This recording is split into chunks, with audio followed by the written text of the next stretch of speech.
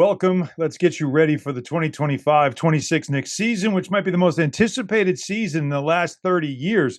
So the Knicks just held their media day earlier this week. I've covered many of them, and it's always like the first day of school. Everyone's still high on optimism, no matter what the team looks like. But this season, after the Knicks reached the Eastern Conference Finals for the first time in 25 years, the feeling around this team is none like I've ever experienced, at least as a reporter and a broadcaster. And in this episode, I thought I'd first offer some historic context in regards to the Knicks' status as a championship contender going into this season. So let's take you back to the start of the 93-94 season. A lot of Knicks fans remember this season well. The Knicks had the shortest odds to win the championship. They were plus 200.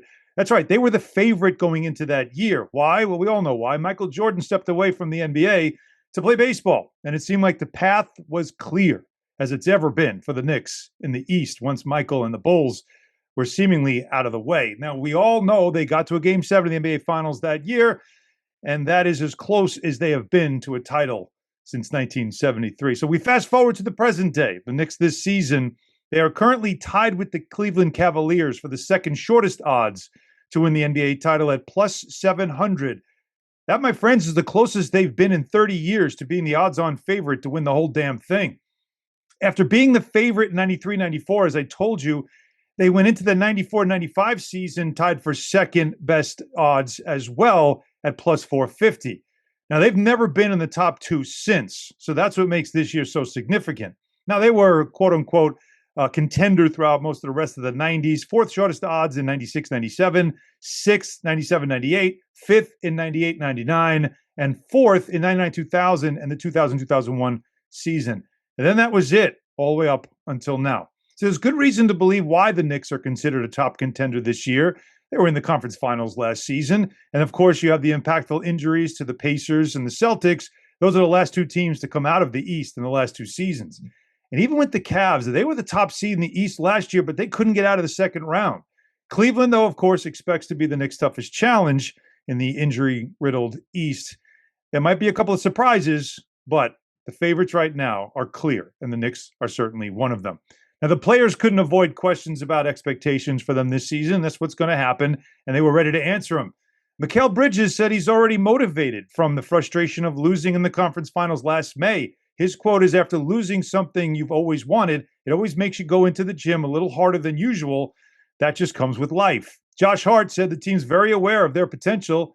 Quote, we're excited. We're excited about what this team has and what it will be. Karl-Anthony Towns also couldn't deny that this might be their best shot. Quote, we understand the opportunity that's in front of us. New head coach Mike Brown, who took over for Tom Thibodeau, he's aware that he faces a lot of pressure. And, of course, the expectations to win big and win big now.